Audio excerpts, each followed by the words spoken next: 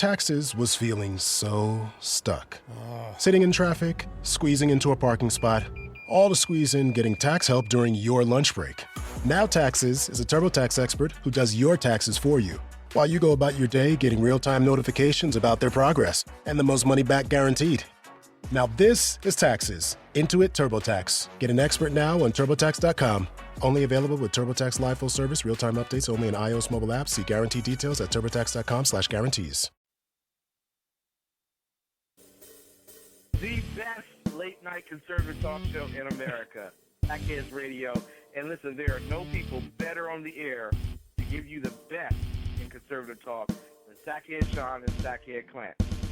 And we're working on the immigration papers for a certain other guy who happens to work here, too. But for those who are tuning in around the world to the best in late-night conservative talk, Sackheads Radio. Sack News. Sack News. Radio. Sack News. Sack News. Radio.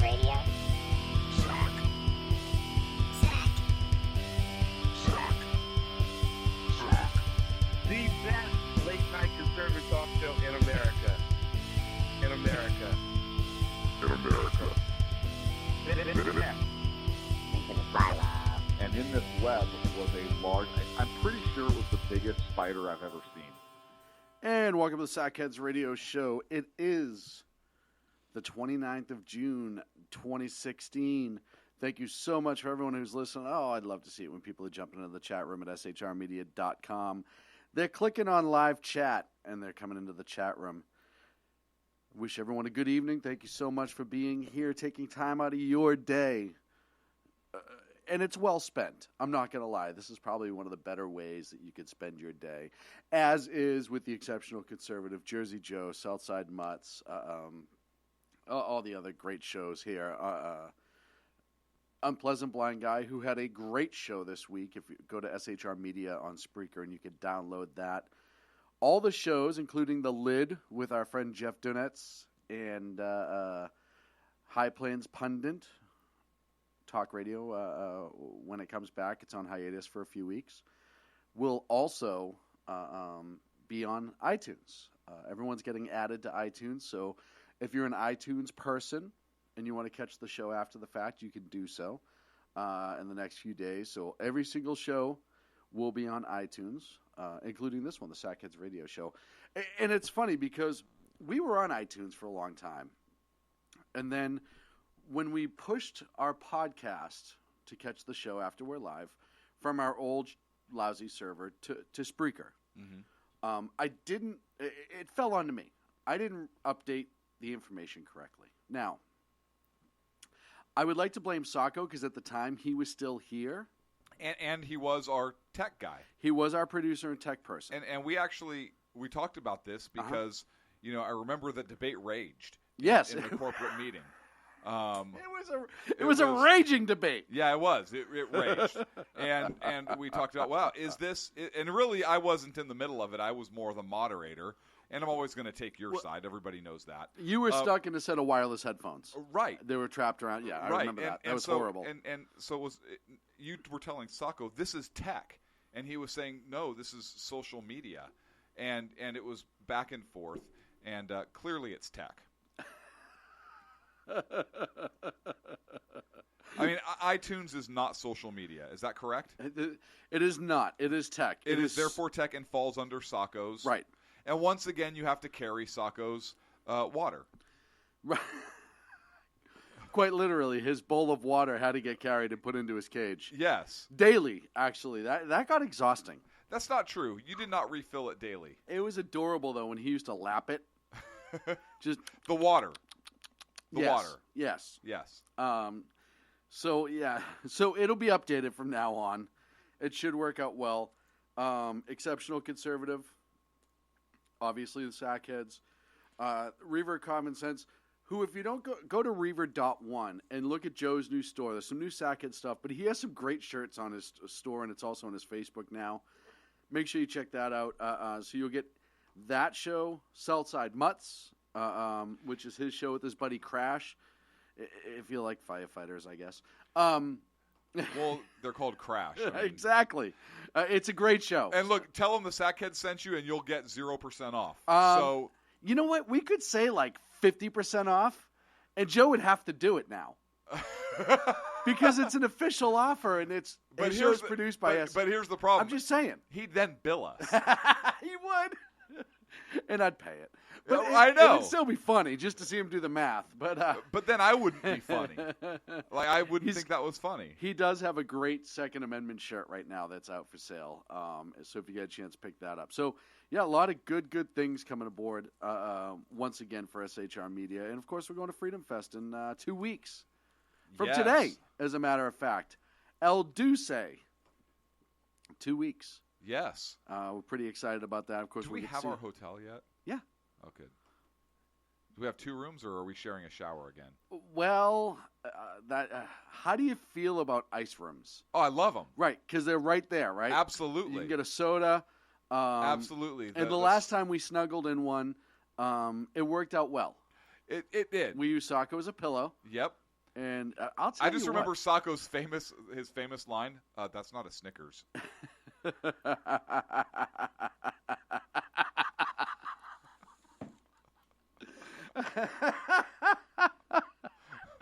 The best part about that for me was honestly as that started to hit home a little bit more in my head.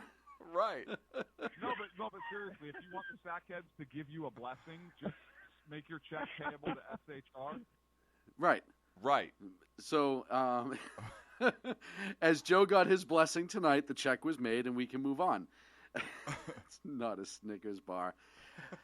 A lot to talk about coming up in the Sackheads tonight. First of all, the horrendous attack in Turkey. Oh, I thought you were going to talk about the horrendous attack on the state capitol. No. California. That's played out. Yeah, it's ridiculous at this point.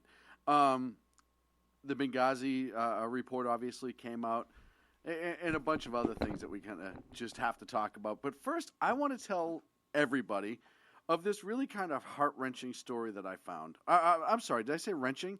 I mean heartwarming story. And you know, we don't get to tell too many of these, so, here we go. This is from Red State, redstate.com. Brandon Morse wrote this, and it came out today at 10 a.m. So if you get a chance, give them a little bit of love over at Red State. But he's talking about how gun-free zones in Tennessee could essentially be a liability. SB 1736, Tennessee legislature will be making into law this Friday, where essentially if you are a proprietor and you have a gun-free zone and somebody gets hurt in that gun-free zone and they could have legally carried a weapon, had a CCW, whatever, and to defend themselves, it will now be possible for you to file litigation and hold the person who created that gun-free zone accountable. And I think that's a great win for Second Amendment folks. I think that's a great win for reality. Here you are. We talk about gun-free zones and attack in Orlando and San Bernardino, Chattanooga, all these other places, and just everyday gun-free zones that we're dealing with.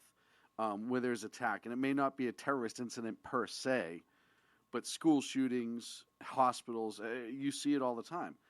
And it's funny how these gun-free zones are never violence-free zones. They're always gun-free zones. It's okay to go in and stab somebody, essentially. But either way, they're everywhere, and there's always violations in these zones. Why? Because we know bad guys who are going to use guns against good people picked gun-free zones. You know why? Because nobody there is armed and able to defend themselves. It's a reality. This isn't up for debate anymore. It just is what it is. And Tennessee, God bless them, doing the right thing, holding people accountable. Now, as I read through the story, I have a feeling that state and federal facilities will not be held under that act. It's going to be more private entities. I have a feeling if there's a state law specifically barring you from carrying a weapon in certain places, that will supersede and override the gun-free aspect of it. But still, they're making steps in the right direction, and I think that's a good thing. And listen, after Orlando, we all know what happened. We knew it was happening. I called it that night on Twitter. The gun-free attack was coming. The guns attack was coming. It never, ever ends because they don't want to hold accountable the people that do these horrendous acts, and not just terrorists. You know, our friends who live in D.C., Chicago, Oakland, Watts, parts of New York, parts of Boston, we see all the time the fact that these gun-free zones become problems. We know that there are gang issues with guns. We know that there are innocent people attacked with guns all the time. But we also know there's a lot of private businesses who are doing everything they can to make themselves gun-free. I think Target was one of them, and then we've seen a lot of smaller. There's the idiot up in Maine who said, if you even own an AR-15, I don't want you to come into my store. And then she retracted it or tried to walk it back because her business plummeted. But you have these people who continue to attack the inanimate object instead of the evil that's in the heart of the people who perpetrate these horrendous acts. And we talk about guns and terrorism, and I'm going to talk a little bit later about a report that I read involving guns and terrorism. But I've said it a million times, and I'll say it a million more times. You can hit the magic button in this country, folks. We hit this magic button, and every single gun disappeared off the face of the planet right now. People are still going to die. People were committing horrendous acts against other people before weapons were readily available, firearms. They used knives. They poured oil on masses of people. They did whatever they could. They starved them, rounded them up, and put them in gas chambers. Yeah, they shot a lot of Jews, the Nazis did, but they actually found a better way to commit their heinous and reprehensible acts of trying to eliminate the Jewish people. They actually used guns less and used other methods more. We know in this country, those of us on the right who've been screaming for years, guns aren't the problem, it's the people. But the left keeps pushing, and you could remove every weapon out of the United States. Okay, we can't go outside of our borders, fine. Remove every gun from private citizens out of the United States right now. And how long do you think before the cartels in Mexico are starting to import them into this country? You think they're going to do anything about, oh, no, we don't want them to hurt people. We just want them to buy our drugs. This is the same cartel who just this week killed a model execution style in front of her family just over the border. There's other reports that they committed homicides, acts of homicides and murder in the border in our country. You think if they can't run a couple 100 pounds of dope over the border every single day, and I'm underestimating grossly because it's thousands, that they can't find a way to get explosives in and other guns? I said it a couple weeks ago. The AK-47, millions have been produced. They're all over the world. Small countries are producing them. They're cheap, they're effective, they're reliable, they're a damn good weapon, which is why you see every single third world country that's in some sort of armed conflict, they're all carrying an AK-47. You know why? Because they're everywhere. They're going to end up here again. You know, I had a conversation about gun control the other day with a lefty, and they were respectful. I'll give them credit. They were respectable about it.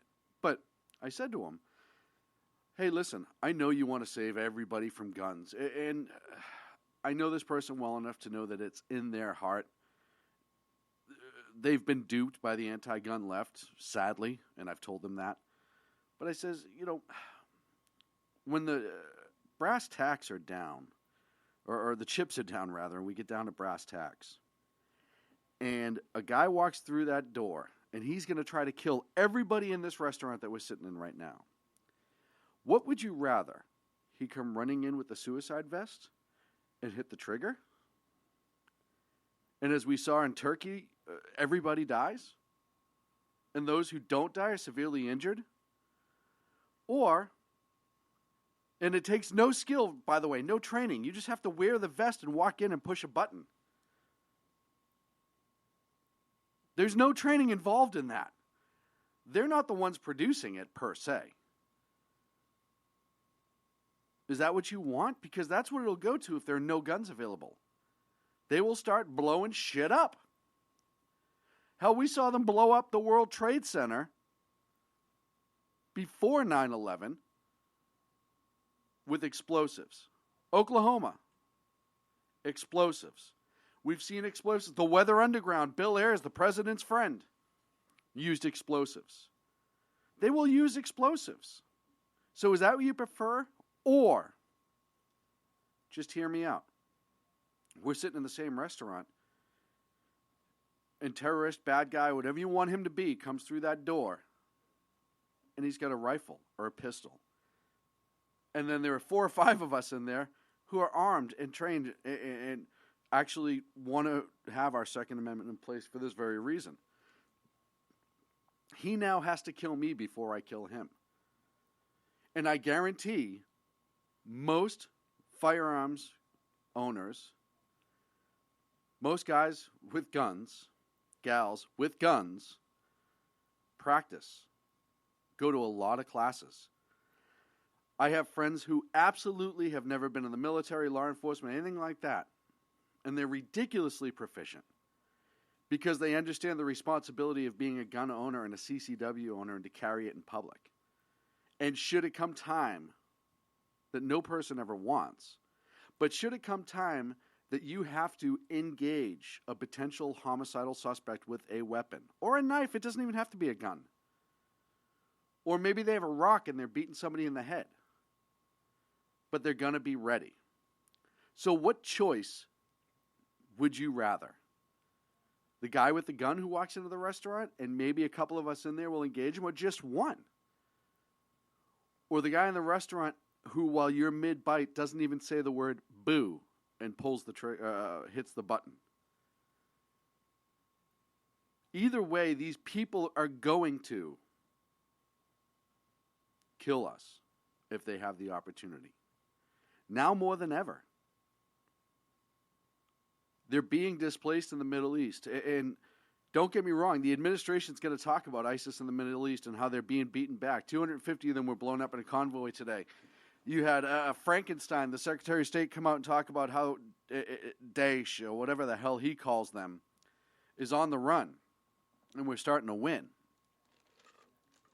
And every expert says, yeah, you may be displacing them from Syria, northern Iraq, Fallujah. Sure. But you know what that's going to do? That's just going to spread them out. Listen, Al-Qaeda, for the years that we fought with Osama bin Laden and Al-Qaeda, they weren't all in a couple big areas attacking people. They're all over the Middle East. This has happened before. We've seen this before. Only ISIS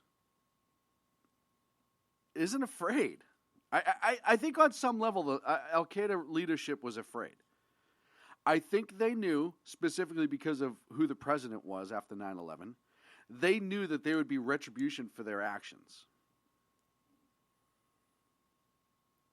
So I think they were afraid. And they also didn't have social media readily available like they do now, which they're using to communicate. Cell phones weren't as prevalent. I understand all of that. But ISIS has all of that. And because they're not centralized per se, they're not afraid of retribution. Hey, we got 250 today. How many people are they going to indoctrinate in the next week? 300, 400. And we're going to Syria and Iraq to attack them. What about the ones that are all over Europe? The ones we know about that are all over Europe? And what about the ones here? You have, since 9/11, over 1,000 cases of Islamic terrorists being investigated by the FBI and the Homeland Security. 103 arrests. The ones that we've caught. And then there's a bunch of stories that have slipped under the radar. There was a story in Boston about the Homeland Security team that was working with Boston PD. Well, they had an ISIS guy who planned on taking a knife and attacking a group of police officers. They were watching him, and they went to arrest him and ended up having to shoot him because he attacked them.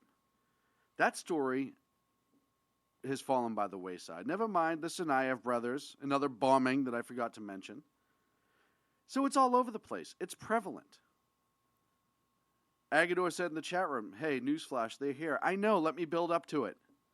They're here. And we know they're here. And it's getting to the point now where those on the left do not want to allow you to defend yourself. They want you to rely on the reaction of law enforcement when the average response time for law enforcement throughout the country is 6 minutes. And it's not a fault of law enforcement. It's a fault of horrible politicians because they keep cutting police left and right. And medical. So after an attack, it takes that much longer and that much harder for the medical and EMTs and medics to show up. They've been cutting all these programs for years. Yeah, they'll throw money into welfare and jobs for jihad and all this other crap that the left thinks up. But they cut our mandatory resources. We've talked about it before, pulling away defensive weapons like MRAPs. We've talked about it a million times. All of those things that they'll cut from law enforcement without thinking about it. What do they need it for? I mean, what do you want, a police state? You know what happens when you get a police state? Wait, there's a joke here somewhere. There's definitely a joke here somewhere. But, you now see over and over and over again the responses, and they're slower and slower. And I'm sorry, I'm reading through the chat room. Nene in the chat room says, I know someone who was well left and now is moving right. Yes, because reality shows up. Reality shows up and says, hey, look at the big picture and not just the facts. The left are jamming down your throat when it comes to gun control. There was a video, and it happened over the wintertime, but it just surfaced again on YouTube, of a woman who was home with her 2 kids, and these 3 thugs kicked in her back door, and one of them had a gun. And she had a quote-unquote assault rifle, a hunting rifle with a pistol grip. The left loves to call them assault rifles. And she was able to shoot at them and ward them off. And protect her and her children. And that wasn't terrorism. That was self-defense. The whole reason the Second Amendment was put into place, self-defense. Be it from tyranny or scumbags kicking in your back door. It's still a form of self-defense. I've seen a lot of BS all over Facebook and social media about people trying to push that the Second Amendment is for militia. And the average person isn't part of the militia. We've given you a million reasons on this show why it is. But in the preamble, life, liberty, and the pursuit of happiness. Life is first. You have the right to defend yourself and maintain your life. Why should you not be able to do it the easiest way? Guns are the great equalizer. If you are, I don't even want to say the woman statement, but let's say you're in a wheelchair for your entire life, like my father was the last 6 years of his life. You can't fight off an attacker. You can't use an alternative weapon. What are you going to do if you pepper spray somebody? Wheel away? Yeah, there are guys that can wheel away pretty fast, but not everybody. Or you walk with a cane. Or you just can't fight. Male, female, doesn't matter. Firearms are the great equalizer. They have that ability to level the playing field. As long as you train and you're proficient and you know when and how to use it. And you have that right. But to turn around and say, as California is trying to say right now, oh, no, that isn't a right that's in the Constitution. It's a right that government can give you and take away from you.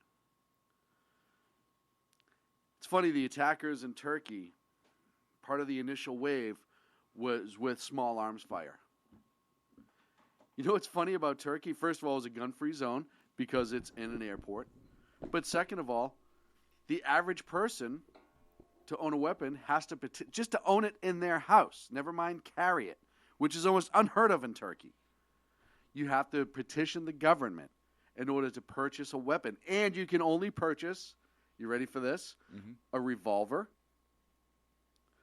or a single-action rifle.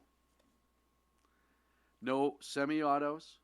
That no sounds fully like autos. that sounds like common sense gun legislation that they have over there, and I'll bet no acts of violence ever occur. Right? Has it never occurred?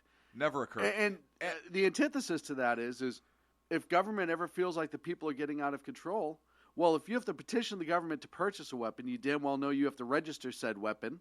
Uh-huh. And if the government, and as a reminder, Istanbul used to be Constantinople. And there's a reason that name changed. If the government ever decides they want to come in and oppress you completely, they already have the list of who has what and where. Well, and that's important because the governments have killed more of their own citizens than like all the world wars combined. Yes. While discussing this, I'm just reading through the chat room. Carrie, who's new to our chat room, thank you and welcome. Hi, Carrie. She has said, Hillary cannot win. What will she do? And then she said she just got sick at that very thought. And I actually got a little nauseous, too. I'm not going to lie. So I got a little nauseous, but I was looking at a picture of Hillary. And by the way, I want to thank you for finally unmuting my microphone. I don't know where this little game of yours began. It's called I Have the Power. Or why you think it's funny. Well, I'm going to make a rule with you. Every time you arrive more than 15 minutes early, okay, and then I'm going to give you another couple minutes of free time to talk. And 15-minute increments before, you get more and more time unmuted. Okay. I'm just trying to be fair. I want the world to see what it's like to live in total tyranny. Right. Well, look, I am giving you the mic right now. And I am government. I control the board. Right. No, and I understand the point you're trying to make right now. See? But that proves it right there, right? Your weapon right now is your voice. That is your ability to reach out and touch people. Hang on a second. My weapon is my mind. Everything else is a tool. You are one huge tool. No, huge. But I think that's a valid example, right? I control your speech right now. Yes. Because I am in control of the board. Yes. And, it plays right into the other story that we talked about us getting to, and we'll get to it after the break. I know we were kind of going to get to it here at the beginning, but it's a perfect segue, your little play there, because it's going to get into the whole Federal Election Commission ruling with Fox News and what they tried to do there and how the government tries to control that speech. So, excellent segue. Hey, I do what I can.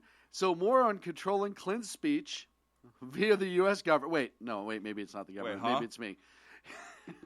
And then, of course, we're going to get into Turkey and a couple other things here on the Sackheads Radio Show. Stick around. Reaver.1, go to the store. If you put in the promo code SHR Media, he'll give you 10% off. We worked out a deal for you. Is that what he said? That's what he said. What does he have to put in? Because I'm going to use that code. SHR Media. Okay. So I'm telling you right now, free Clint's starting to pop up in the chat room. Oh, and people, I love it when people cite the Sacco part of the commercial, the little bit drunk. That's still my favorite portion of the commercial. So I fought for you, the listeners. We got you 10%. 10%. Just remember that. Sean's basically the Che Guevara of the store. I'm shaking him down, baby. Shaking him down. We'll be back. He's basically the Al Capone of the store. It's like a protection fee. We'll be back on the Sackheads Radio Show live in the SHR Media Network. Conservative media done right. You're listening to the SHR Media Network. Breaking news. According to the latest report coming out of SHR Media, a merchandise store to support both the Reaver of Common Sense and SHR Media has just been unleashed to the general public. Be forewarned that this site can be contagious and numerous items can be purchased to support the best news programming. Go to Reaver.one website and click on the store link to check out the merchandise.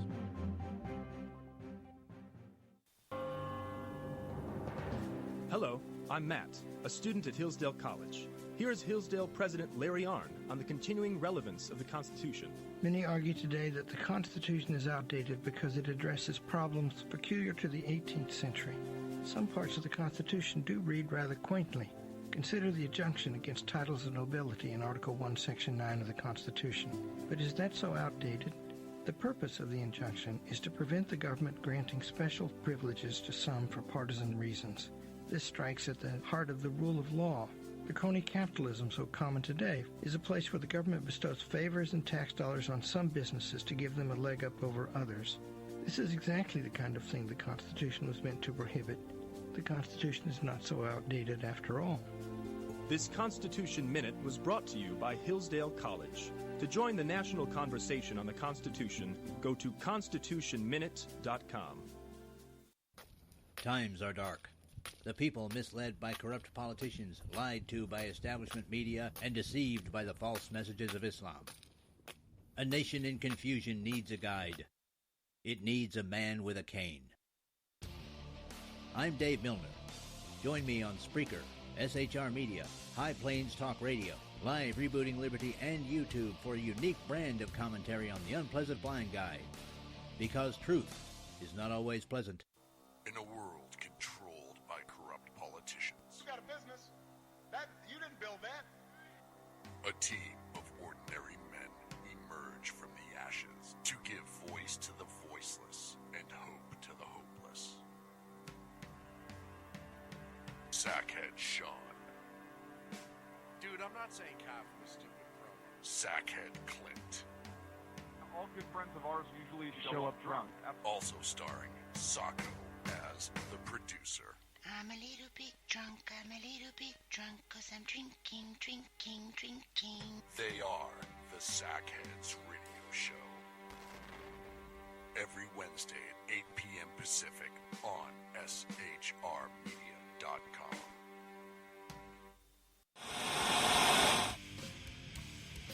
Beware, the Jersey Takeover is here. Every Monday through Friday, 11 a.m. to 1 p.m. Eastern Standard Time. You can catch the Reaver of Common Sense show, hosted by Jersey Joe, right here on shrmedia.com and highplainsdailynews.com. Only Jersey can deliver hell like no one else, so consider this your fair warning.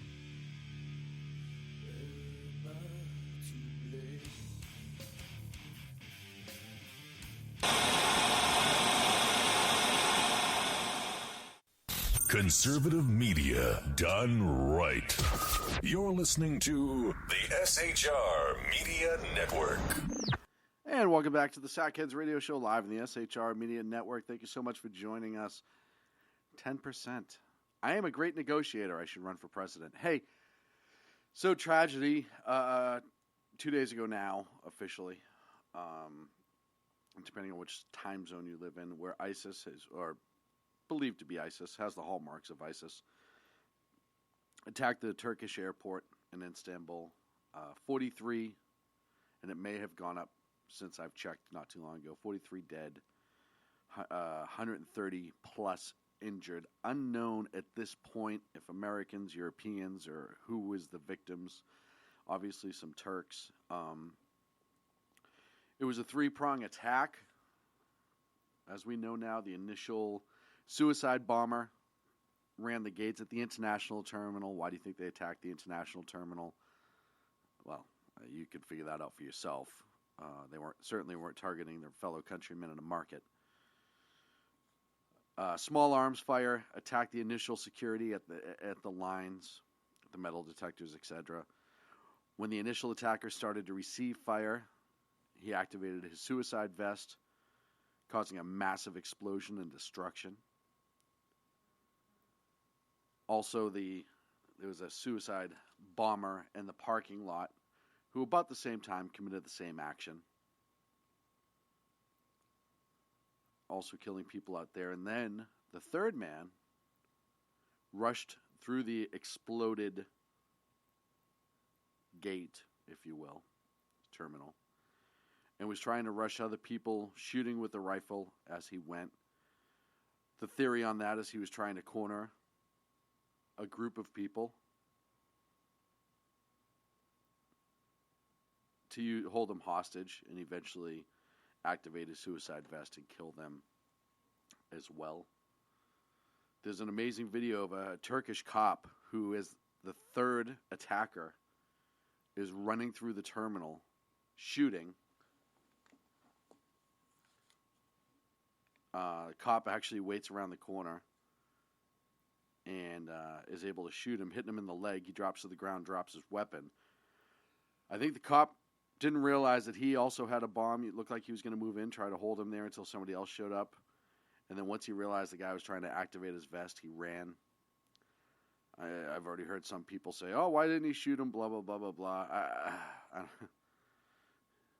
I don't know if he had enough time and or the forethought when you're looking at a suicide vest and 2 bombs have already gone off to sit there and not try to save yourself and the other people around him. He very well could have been trying to get the crowds away. He did a hell of a job of trying to get people out. But, of course, that third bomber, you've probably seen the video right now, activated his vest and most likely killed some more people and definitely injured some more people. As I'm reading through all the intelligence that have come out so far on this, it does have all the hallmarks of ISIS. I said as the attack happened on Facebook, it wasn't a dead man switch, Joe. You could see him trying to activate it. I think he dropped the switch as well, or he couldn't find it because it took him a few seconds to find it. But the cop may have been worried about the dead man switch, and you should. I mean, like I said, I've never been face to face with a guy wearing a suicide vest. I don't know how I would react. I'd like to think that I would, do what was necessary, but who knows? I said as soon as this attack began, or word of it got out, that it had the hallmark of the Brussels airport attack a couple months ago, just after the Bataclan shooting in Paris, France. 3-man operation, 3 individual explosives. It was definitely. Thank you. It was definitely a duplicate attack. And it goes to show you that ISIS will attack their own, so to speak, because I'm sure there were Muslims in that Turkish airport. They will attack anyone. They don't care. They're monsters. They're animals. Yeah, but they're not Muslims who believe as they do. Or they're not acting on it, right? Even if they do. So we've seen the tragedy. We've seen that this is most likely going to be an ISIS attack. They haven't officially confirmed that yet. Mm-hmm. But the interesting part has been the political fallout. Once again, just today after the attack, you have Frankenstein coming out and saying how, and one of the things I want to talk about with this administration too, and I want to curtail this eventually into the Benghazi hearings, is the fact that they are all calling ISIS by different names. Including John Kerry. Right? So you have him calling them Daesh. Yes. Daesh is the Arabic translation of ISIS. Where did we get this rotary dial phone from? You know, my favorite part is... And by the way, calling into the show should not come in on this old payphone. That thing's been on the wall forever. I thought it was just a decoration.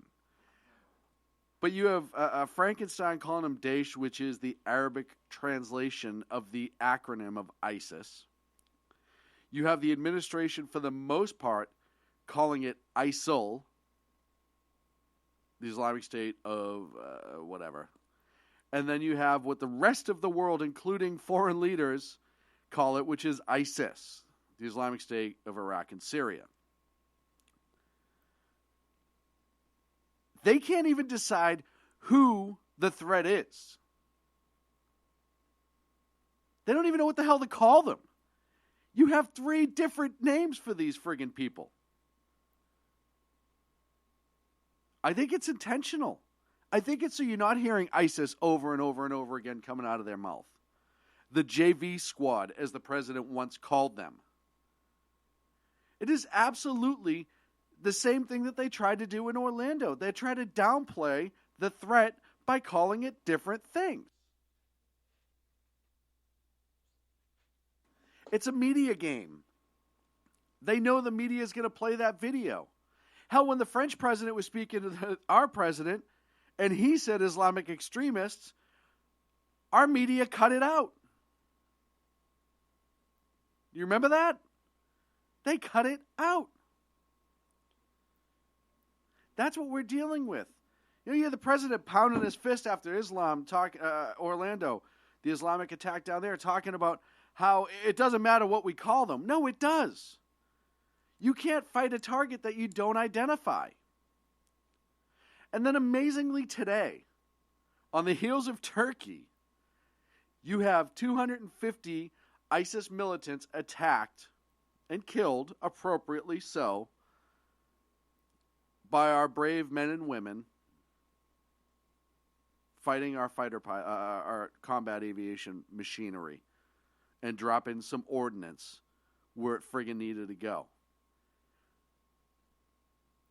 Because everybody knew the first thing that was going to come out today from those of us on the right was talking about how Obama and the administration's feckless policy leads to things like the attack in Turkey, the attack in Orlando, the attack in San Bernardino, Boston, Paris, Chattanooga, Brussels, 7/7, which, by the way, the Unpleasant Blind Guy has a great 7/7 show every single year you need to listen to.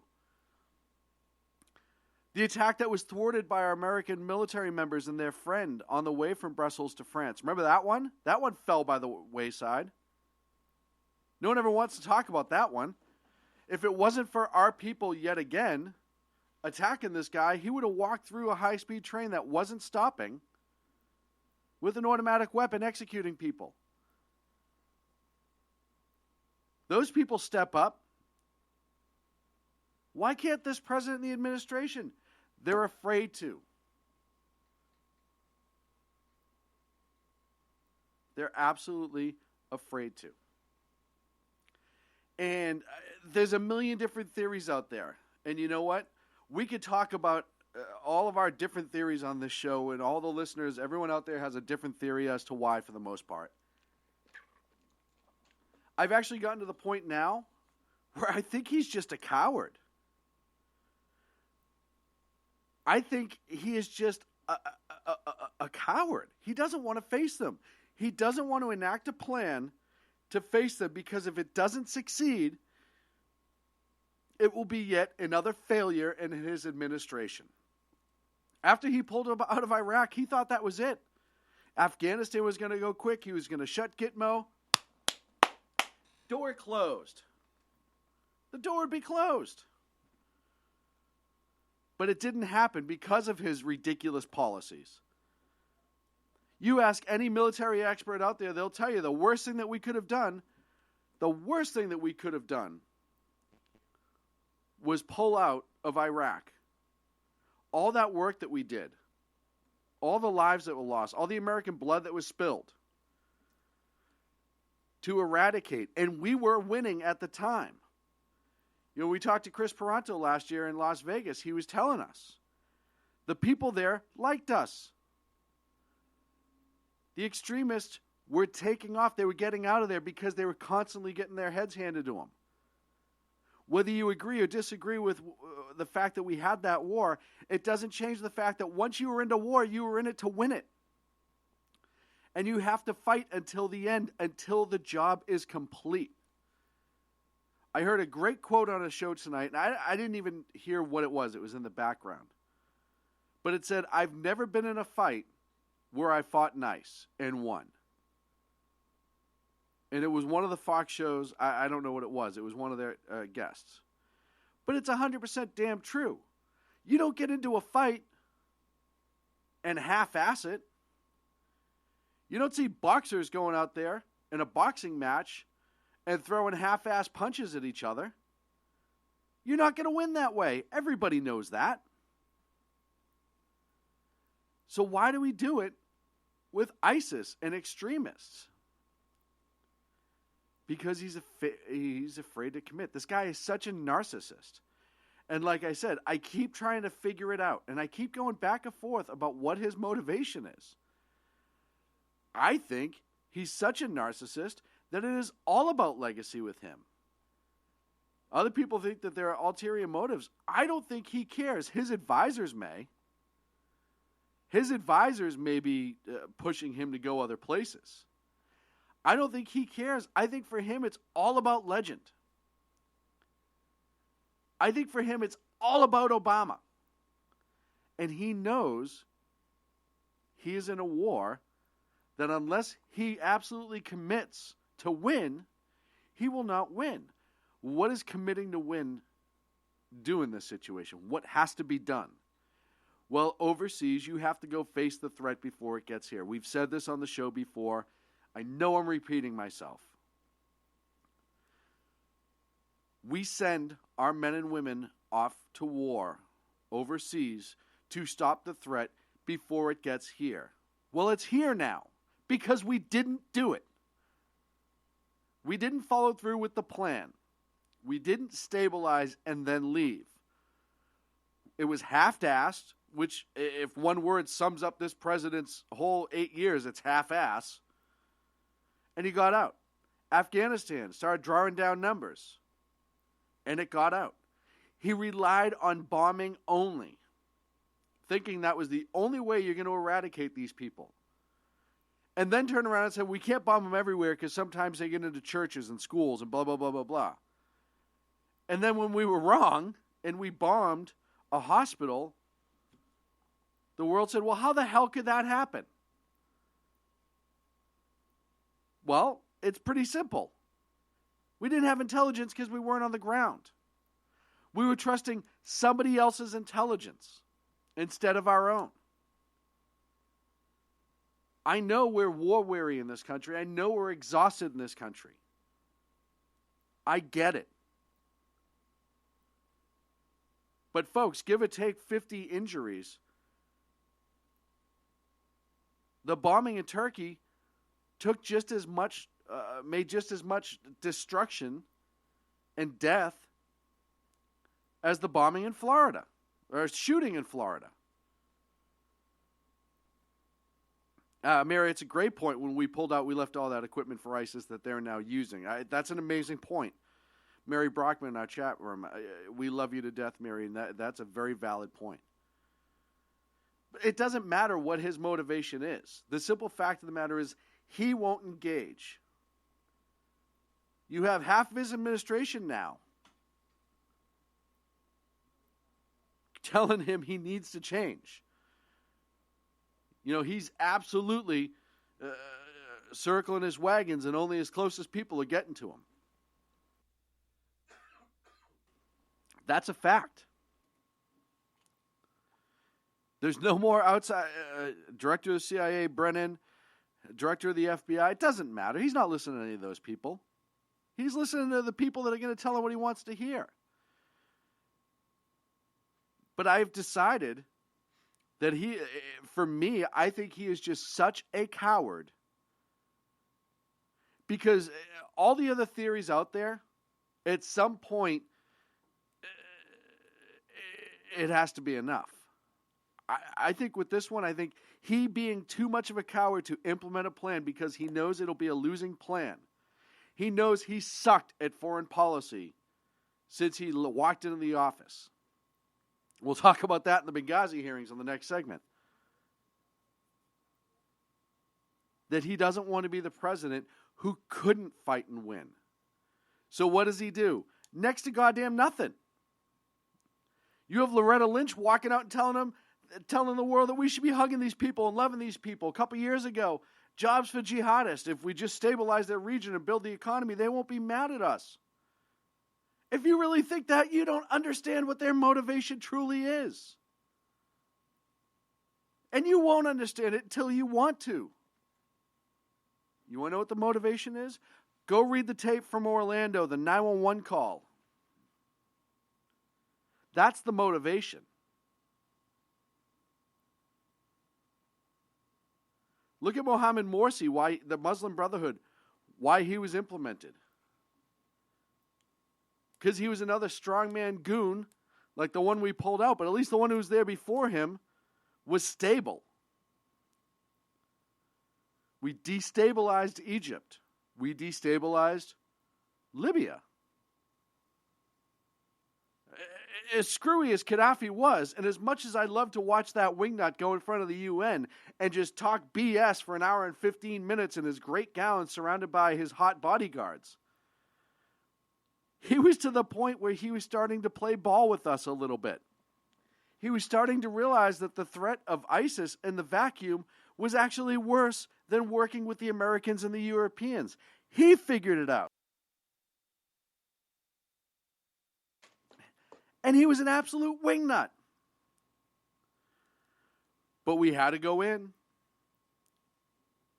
And then all of a sudden we're giving arms to Libyan rebels. And we're doing bombing strikes on the Libyan military. And we destabilized that. Absolutely, Mary, you're 100% right. Gaddafi changed because of President Reagan. Reagan went in, dropped a couple bombs. You didn't hear from Gaddafi for 20 years, 25 years, and then when he came back, he all of a sudden wanted to play nice again. And that's how you deal with certain people. And you have to realize with ISIS, that is how we have to deal with it. And if we don't start dealing with it strongly, oh, they got back Fallujah. That was their big selling point this week, right? Oh, we won back Fallujah. Fallujah's now freed again. And Fallujah. Hey, you know what? It was freed 5 years ago when all the Marines in the Battle of Fallujah got injured and lost their lives to fight for that city. It was already free of these terrorist lunatics once. And you gave it up. The administration gave it up. And now you're going to tout it as a victory because it's back?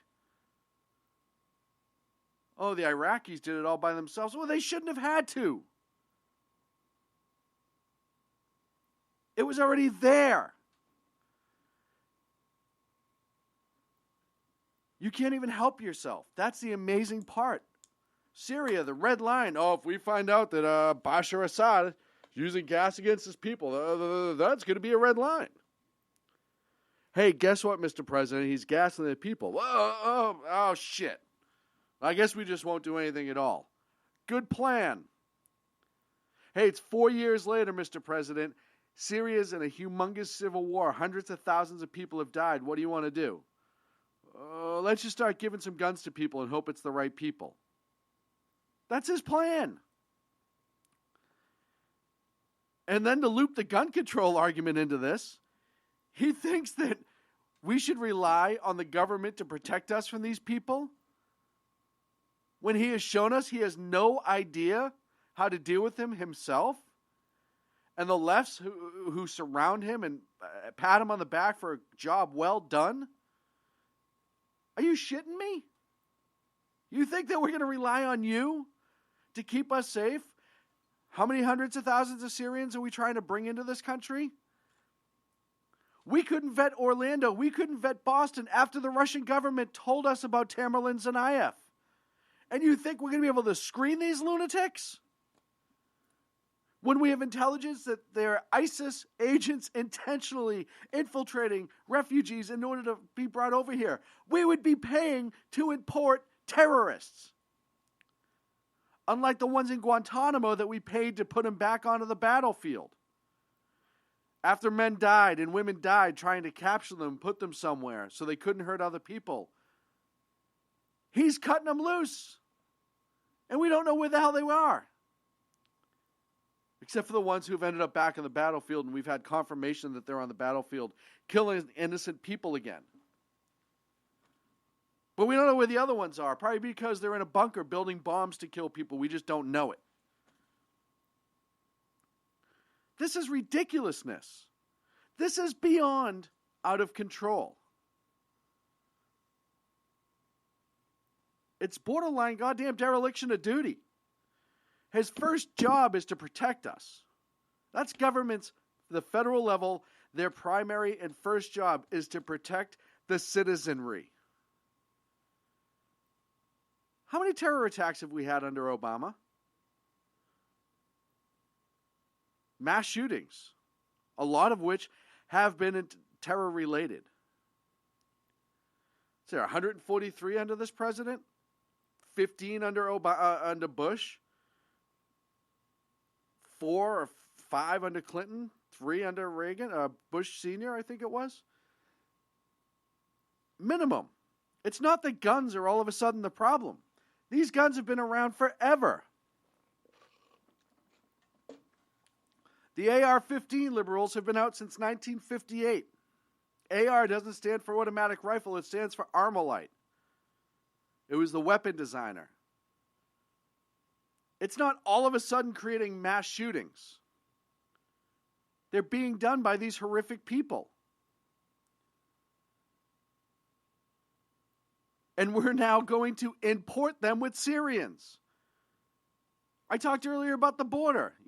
We already have evidence they're coming across the border disguised as Mexicans. But if you bring up the border, you're a racist against Mexicans. No! The ones who want to come here legally, welcome aboard. I'll drive down and pick them up. If they have the right paperwork and they're busting their ass to be citizens, great. Come live the American dream. I want you here. If you want to come here and be an American, I want you here. But I don't want the terrorists to come over. I don't want to import them through Syria. I don't want them being indoctrinated on our land in some of these mosques. I said after the Boston bombing and the couple of other incidents that we've had that have been Muslim terrorist related in Boston. I spoke earlier about the guy that was threatening to attack cops. He had 2 accomplices. There's a nexus in the Muslim community in Boston that needs to be investigated.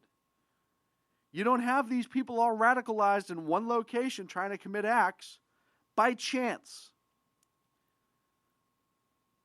Clint and I work together every single week. We know what we do every single week. We can't always agree on what needs to be in the show on a regular basis. Do you think 2 people you could just drop in here and have them produce a 2-hour show? No, it's the same thought with the jihadist extremist attack. It's coming from one location. Start looking at the mosques in Boston, Florida. I understand the separation of church and state.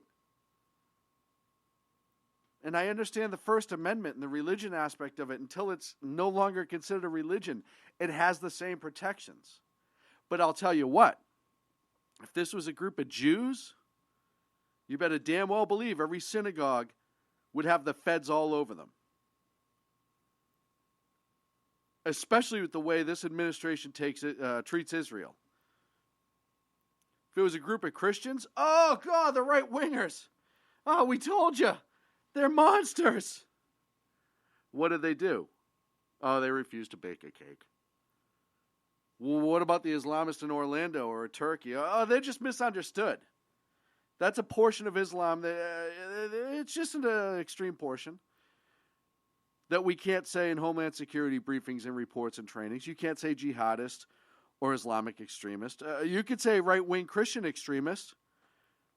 You could say the Tea Party's a whole bunch of extremists. That's fine. Use radical right-wingers in all of your training for martial law. Because we're obviously the problem.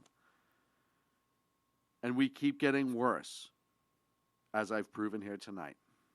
Because I disseminated facts and evidence as to why the left are complete jackholes. We're up against a break. But first, I can give you a minute and 16 seconds with the Unpleasant Blind Guy on 7-7. Each year on September the 11th, ordinary citizens of the United Kingdom gather outside the United States Embassy in London. There, they show their solidarity with the people of the United States of America in remembrance of the terrorist attack on that day in 2001, the day Americans call 9/11. On July the 7th, 2005, terrorists exploded bombs in London, killing 52 people and injuring 700. The people of the United Kingdom call that day 7/7. To return and share love and respect with the citizens of the United Kingdom, please light up the darkness of the evening of July the 7th with 7 lights. These can be 7 firework rockets, 7 candles, or any other kind of lights possibly arranged in a display. Then post what you've done to your favorite social media to further remember the lives lost, those injured, and the nation attacked in the 7/7 bombings. Your posts will be a call to free people everywhere that they too can be lights standing against the darkness of Islamic terrorism. Let your light of love and resolve shine this year and in years to come by marking 7 on 7/7. Conservative media done right. You're listening to the SHR Media Network.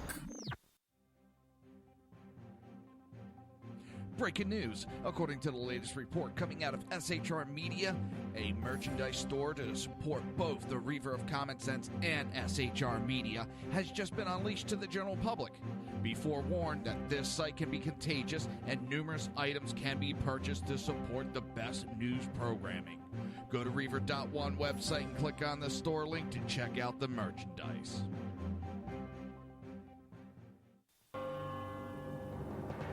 Hello, I'm Matt, a student at Hillsdale College. Here is Hillsdale President Larry Arnn on the continuing relevance of the Constitution. Many argue today that the Constitution is outdated because it addresses problems peculiar to the 18th century.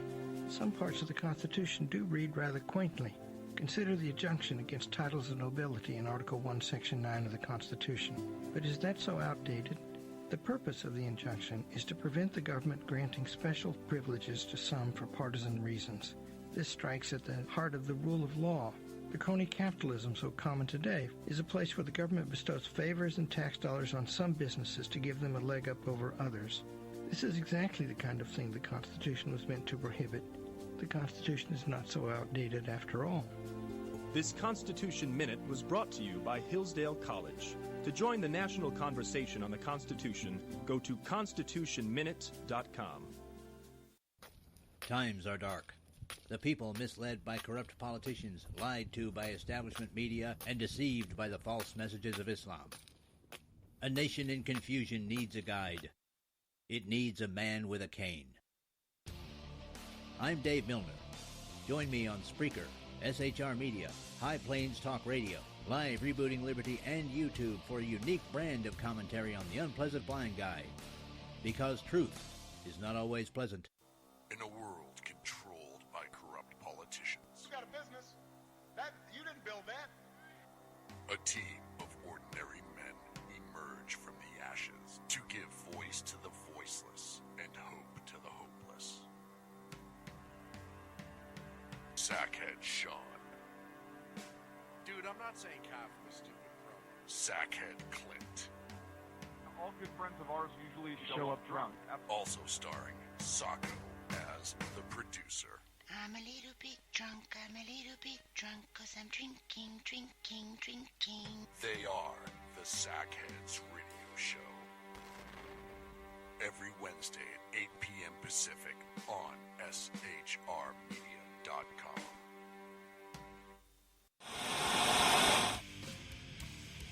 Beware, the Jersey Takeover is here.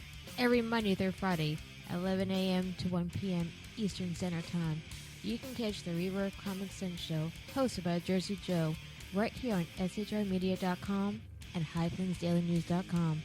Only Jersey can deliver hell like no one else, so consider this your fair warning.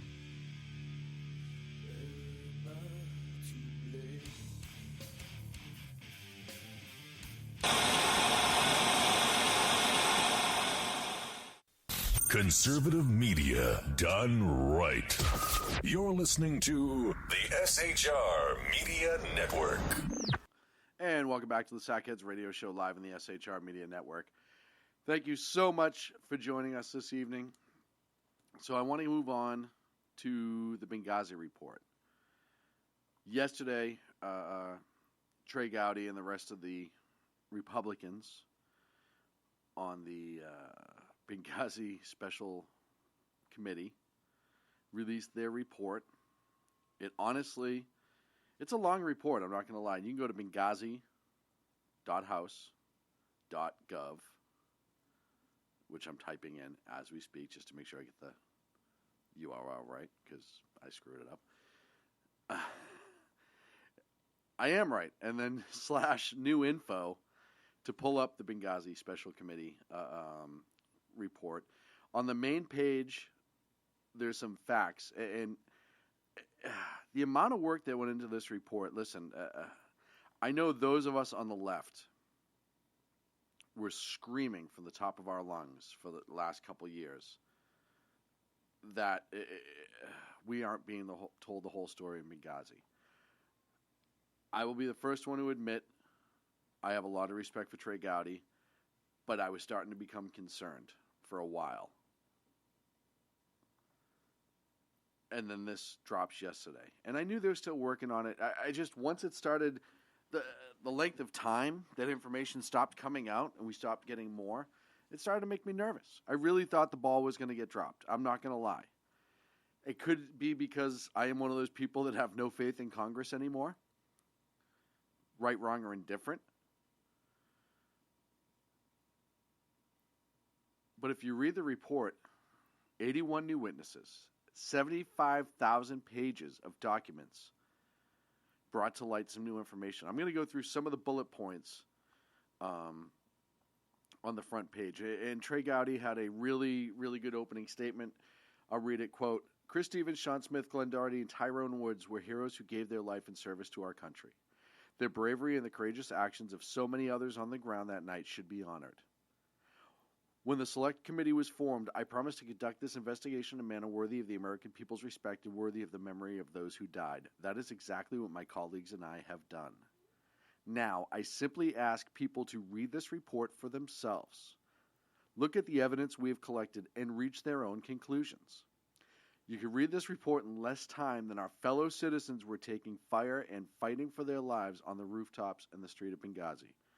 And, of course, he's referring to the CIA security detail, Chris Paranto, Tig, Oz, Mark Geist,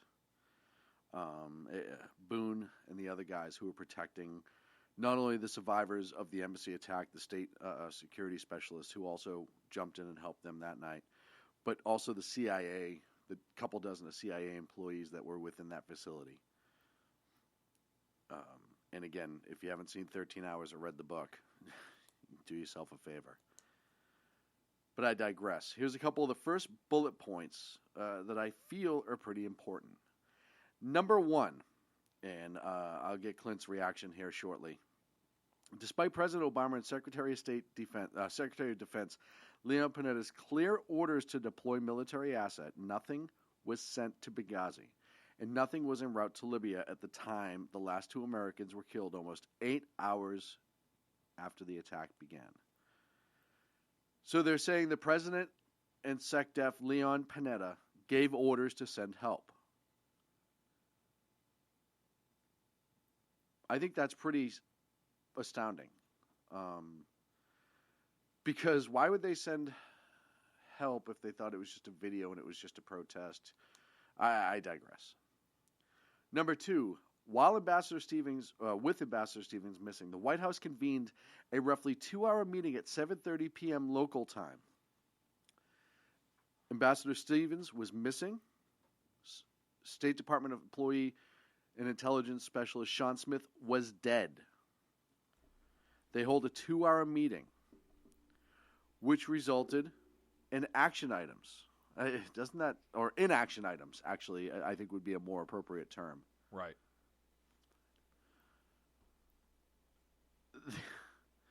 The majority of this meeting was the YouTube video and other containing the phrases, if a deployment is made, Libya must agree to the deployment. This is another part of the action memo. We will not deploy until order comes from either Tripoli or Benghazi. So you have a government in Libya that's a complete mess anyways. You have Ambassador Stevens missing, Sean Smith dead. They had live footage on scene of what was going on below. The fight at the embassy and then the fight at the annex. They also had intelligence ongoing from the ground. Remember when Chris Paronto was on with us last year, he was telling us how he was making radio calls over and over and over again for air support. From the roof. At first wanting air support and then realizing it wasn't coming and doing so to remind them that it wasn't coming. One of the things in the movie and in the book is when they're talking about the station chief, he's called Bob because they won't release his real name. But almost every scene, he's on a sat phone. And you know he was on the phone with the White House, or at least in Washington. They had the information, and they're worried about the Libyan government, who, by the way, 48 hours after the attack, turned around and said this was terrorism. As before Susan Rice was even on all the big networks talking about how it wasn't. The president of Libya got on television and said, hey, this was a terrorist attack. But I digress. Bullet point number 3, the vice chairman of the Joint Chiefs of Staff typically would have participated in this White House meeting, but did not because he went home to host a dinner party for foreign dignitaries. Folks, I forget the exact time, but I believe 3:40 local time is when word of the attack came into the White House. I don't know what the vice chairman of the Joint Chiefs work schedule is. I know I'm usually at work at 4:40 in the afternoon, 3:40 in the afternoon. Well, I know I'm not having a dinner party at 3:40 in the afternoon. And I know that if the Sackhead studio was under attack, I would not be allowed to leave to go to a dinner party. Until after we defend right, naturally. Right. I mean, drinks would be had afterwards. Right. Number 4, the FAST team, Fleet Anti-Terrorism Security Team. Their job, they're a Marine Corps division. Their job is to specifically respond to embassies and other American soil on foreign lands, as the embassy is considered sovereign American soil. In defense, they were developed, I believe, after the Iranian embassy was overrun in 1979. This is their primary mission for existing. They sat on a plane in Rota, Spain for 3 hours and changed in and out of their uniforms 4 times. Why, you may ask? Because the administration and the White House was afraid that they would be offensive if they showed up in American uniforms and then had them change into more civilian clothing and then had them change back into uniforms. And then, who gives a shit? Yeah, Chris Paronto responded in shorts. Right. Shorts. He was in shorts. You think the Libyans, first of all, the amazing part is the Libyan government that we've installed at this point, after we took out the Gaddafi regime. You mean popularly elected? We installed the Libyan government. Yeah, they were elected-ish. No, we installed them. Yeah, but we don't government build. These are terrorists who, as much as they want us dead, probably want those people dead for working with us. Do you think they give a rat's ass if the Marine Corps shows up and starts eliminating these pricks? No. As a matter of fact, they probably would have been more than happy to have them on board. Yeah, send all the Marines you got. Wipe out all these bastards, because they're going to kill me next for working with you guys. But again, it was 54 days before an election? 51 days, I think? Yeah. You have to worry about these things. Next bullet point says, none of the relevant military forces met their required deployment timelines. This is kind of a weird statement, and I've looked at this a couple different ways. I would love your feedback. Were they too far away to effectively deploy? Or are you trying to say that they were not ready to go in time to effectively deploy and be on station to get into the fight? I looked at that and I thought, the way I took it, is that they did not meet their timelines, kind of a tongue-in-cheek way of saying, because they were not auzed to go. That's the way They did not get orders to go. They were not Nobody told approved them to they could finally go. take off. Correct. So you had the administration, Panetta, and I really think that this was Panetta's call more than this was Obama's call, believe it or not, say, no, we need to send help now. Get them going. And then somebody said, oh, wait a minute. We have to make sure we get, quote unquote, the right people going. And it never happened. You know who the right person is to go? All of them. Anybody with a freaking gun. All of them. With an American flag patch. There's a great video, and if you go to shrmedia.com, I wrote a post today, and the video's in there, that shows you where all the different assets in the region were. They also made a decision not to put F-16s on station because they didn't think it'd be effective. They wouldn't even let them buzz them. Right. And that was one of the things Chris said. Just to have the air power overhead would have scared some of them off. Right. And if that had happened... Are we going to pull that phone? Answer Domino's, I dare ya. We don't even know where this phone goes to. That's the best part. And Chris said, just to buzz them would have scared some of them off and lightened the load and made it easier to protect. Maybe they would have come back. Who knows? But the simple fact of the matter is they had the assets to do it and did not do it. The next one comes, and this one's kind of important. This goes back to the whole, what should they wear? Literally, the house is on fire and they're worried about the window dressings. The Libyan forces that evacuated Americans from the CIA annex to the Benghazi Airport was not affiliated with any of the militias the CIA or State Department had developed a relationship with during the 18 months. Instead, it was comprised of former Gaddafi loyalists who had helped the U.S. Remove Gaddafi from power during the Libyan Revolution.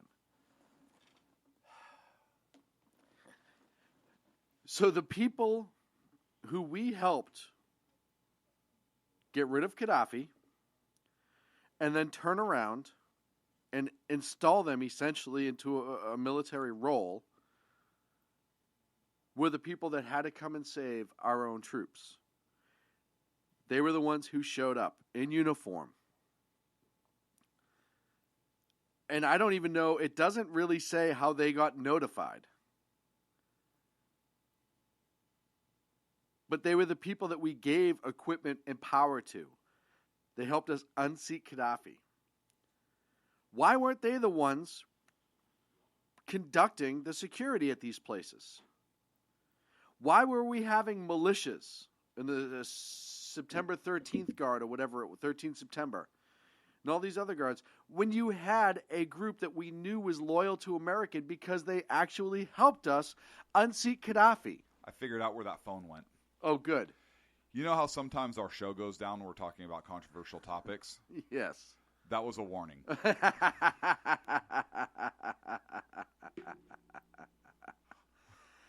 Oh, and so I'm going to start moving down the list. Representative Mike Pompeo from Kansas gave a really good statement, as did Representative Martha Roby from Alabama. But moving on to the revelations. Going back to the action, why do they call that the action notes, the action memos, blah, blah, blah, blah, blah, action items? Make them sound like they're actually doing work, right? When you're sitting around a boardroom table. Right. We're going to call this an action item, so it seems like we're in the fight too. Unbelievable. 5 of the 10, half of the action items from the 7:30 meeting reference the video, as we mentioned earlier. But as all that discussion was going on, there was no direct link or solid evidence that connected these videos to the Benghazi attack. We knew about Cairo earlier, and that was an attack. We knew now that over 600 times, 600, Ambassador Stevens and other officials at the embassy requested more help. The State Department senior officials at the meeting had access to eyewitness accounts to the attack in real time as they are watching this video of our people dying. They are worried about the bullshit that they're going to try to sell to the American people. By the way, State Department senior officials were involved in that meeting. The Diplomatic Security Command Center was in direct contact with the diplomatic security agents on the ground in Benghazi and sent out multiple updates about the situation.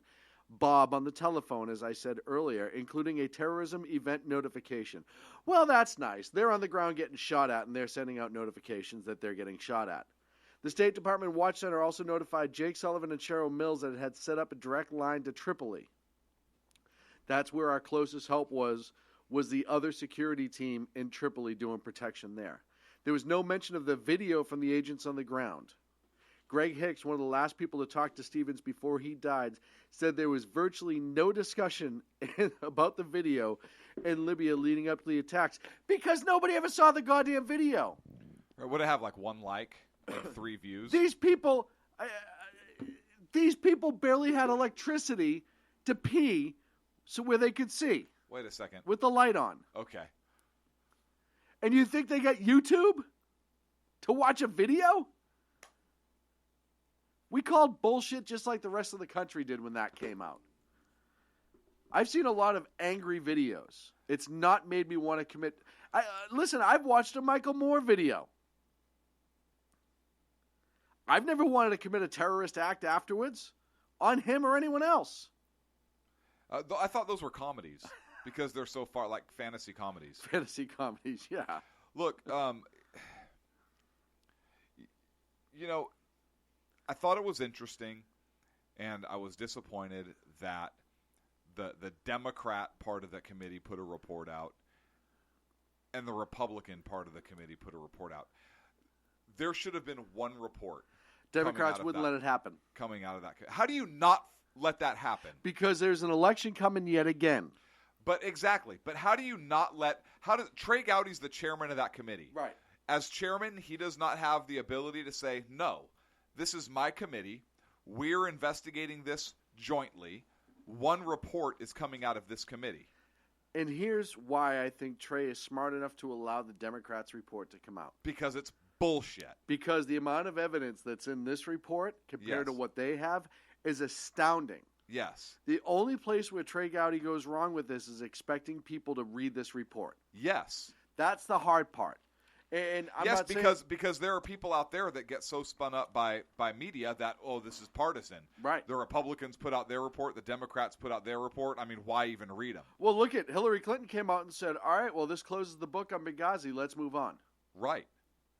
There should have been one report coming out of that committee. And the Republicans, I tell you right now, I think that Congress needs to appoint a special prosecutor to investigate the calls made in Benghazi, as well as whatever's coming out with Hillary Clinton and what's going on with that. Because, look, Loretta, and I'm not trying to get off topic here, but Loretta Lynch met with Bill Clinton today. Right. What's that look like? Oh, it's fine. How are the optics of that No, she meeting, said they right? didn't even mention anything. No, yeah, right. No, they talked about grandkids and They stuff. talked about grandkids. It's fine. Minutes before the president delivered his speech in the Rose Garden, Jake Sullivan wrote an email to Ben Rhodes and others. There was not really much violence in Egypt, he says, and we're not saying that the violence in Libya erupted over inflammatory videos. Are not saying it. Susan Rice, according to Susan Rice, Ben Rhodes and David Plouffe prepared for her appearances on Sunday morning talk shows following the attacks. Nobody from the FBI, Department of Defense, or CIA participated in her prep call. While Rhodes testified Plouffe would normally appear on Sunday morning show prep calls, Rice testified she did not recall Plouffe being on prior calls and did not understand why he was on this call. Well, because he's prepping you. He's giving you what the administration wants you. And those other agencies weren't involved because they weren't interested in factual information going out to the public. They wanted political information going out to the public. Yep. Propaganda. On the Sunday show with Susan Rice stated the FBI had already begun looking into all sorts of evidence. And the FBI has a lead in the investigation. But on Monday, Deputy Director, Office of Maghreb Affairs sent an email stating, McDonough apparently told the SVTS, Secure Video Teleconference Group, today that everyone was required to shut their pie holes about the Benghazi attack in light of the FBI investigation due to start tomorrow.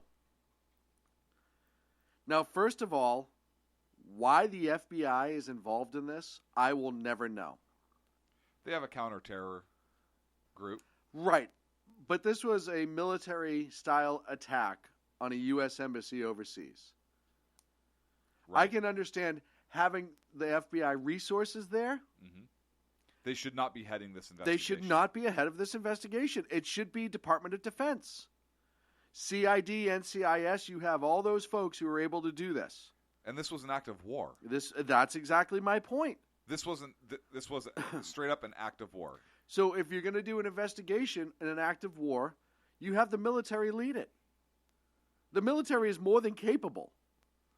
And you offer them FBI assistance. Hey, our technicians will be there for evidence collection, this, that, and the other thing. Do you really think the FBI would allow them, or would they be like, no? That's the problem. The FBI, it's our ball. If I can't play with my ball, we're not playing. After Susan Rice's Sunday show appearance, Jake Sullivan assured the Secretary of State that Rice wasn't asked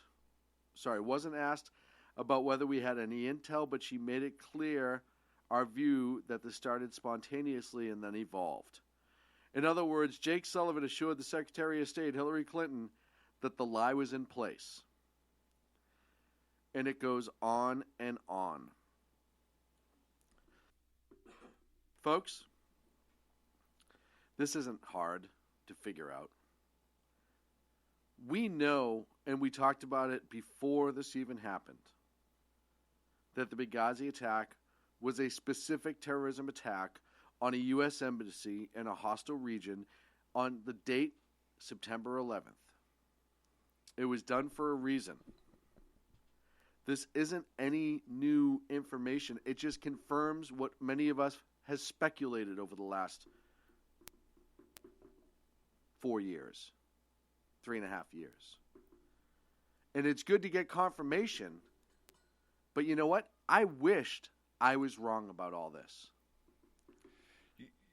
You know what I want to know? This report concluded that that video narrative was formulated by Obama administration appointees. Yes. Is anybody going, and I know the answer to this, is anybody going to be held accountable? No. And why is nobody in America clamoring? Seriously, what is wrong with our country that nobody in America is clamoring for something to be done? We have a dead United States diplomat, a dead United States ambassador. One of our diplomatic outposts was attacked. It came under fire. That is sovereign U.S. soil. Yes. We had American lives that were lost. Yes. And I'm not going to say nobody in this country, but there is no united front in this country. Here's the sad commentary with this. I literally think that we could have another Pearl Harbor style attack and we would be a split country. We would be. There were many.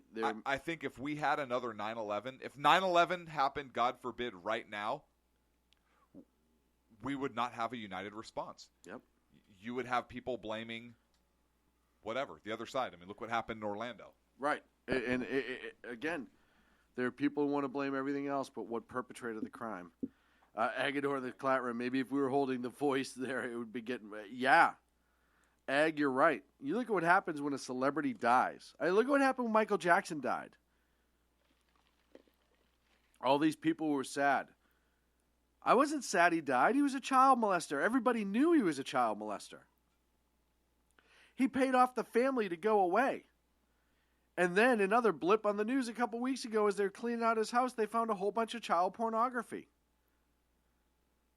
But we had a national day of mourning. Flags were brought to half staff.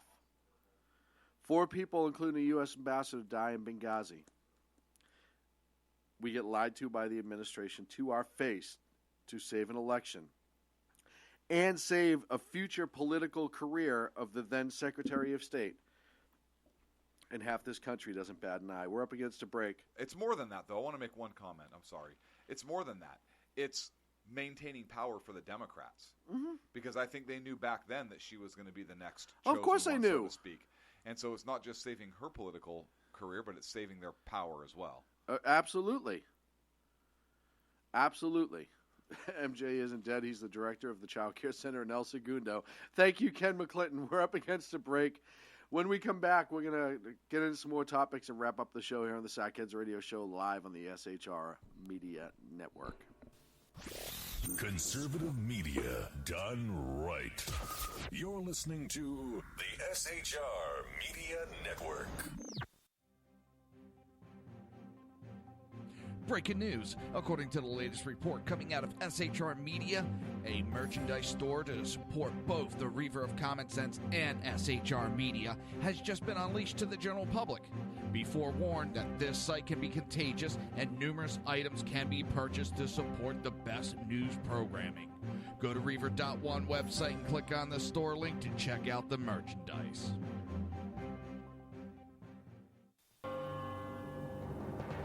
Hello, I'm Matt, a student at Hillsdale College. Here is Hillsdale President Larry Arnn on the continuing relevance of the Constitution. Many argue today that the Constitution is outdated because it addresses problems peculiar to the 18th century. Some parts of the Constitution do read rather quaintly. Consider the injunction against titles of nobility in Article 1, Section 9 of the Constitution. But is that so outdated? The purpose of the injunction is to prevent the government granting special privileges to some for partisan reasons. This strikes at the heart of the rule of law. The crony capitalism so common today is a place where the government bestows favors and tax dollars on some businesses to give them a leg up over others. This is exactly the kind of thing the Constitution was meant to prohibit. The Constitution is not so outdated after all. This Constitution Minute was brought to you by Hillsdale College. To join the national conversation on the Constitution, go to constitutionminute.com. Times are dark. The people misled by corrupt politicians, lied to by establishment media, and deceived by the false messages of Islam. A nation in confusion needs a guide. It needs a man with a cane. I'm Dave Milner. Join me on Spreaker, SHR Media, High Plains Talk Radio, Live Rebooting Liberty, and YouTube for a unique brand of commentary on the unpleasant blind guy. Because truth is not always pleasant. In a world controlled by corrupt politicians, You got a business. That you didn't build that. a team of ordinary men emerge from the ashes to give voice to the voiceless and hope to the hopeless. Sackhead Sean, Dude, I'm not saying cow from a stupid pro. Sackhead Clint, All good friends of ours usually show up drunk. also starring Sacco as the producer. I'm a little bit drunk, I'm a little bit drunk, 'cause I'm drinking. They are the Sackheads Radio Show. Every Wednesday at 8 p.m. Pacific on SHRmedia.com.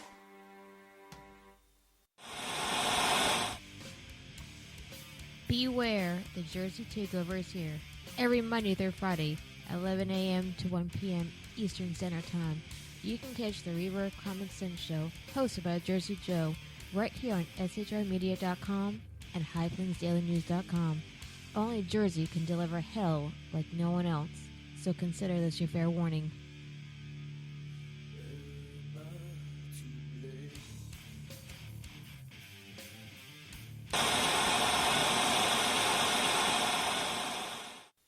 Conservative media done right. You're listening to the SHR Media Network. Welcome back to Sackheads Radio Show on the SHR Media Network. Thank you so much for joining us this evening. So I want to move on and talk about Brexit. Last week, as we know, hey, Brexit.com is available for a website, believe it or not. I'm shocked that hasn't been picked up yet. The Brexit referendum was passed in the UK. 51.9%, 17,410,742 votes for get the hell out. 48.1% stayed. 16, 141, 241 was the number there. God, there was so much speculation about everything that was going on. But here's what I took away from Brexit. First of all, the first day everyone was talking about, the markets are going to be crazy and blah, blah.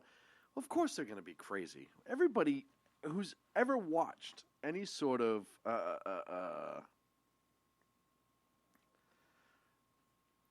money or stocks over the years, when something major happens with the nation pulling out or separating or whatever, you're going to have inconsistency in your finances. And I wasn't worried about it. As we're starting to see everything starting to recalibrate itself. A couple great stories that came out of Brexit that I want to tell you about in a few minutes. But one of my favorite parts about Brexit is you had a country who was launched into socialism, essentially, kind of against their will, because the idea of the EU was not what it ended up being. But you had these open borders, and everyone's saying, I had to show a passport to get into other countries. Yeah, but then you could stay for as long as you wanted.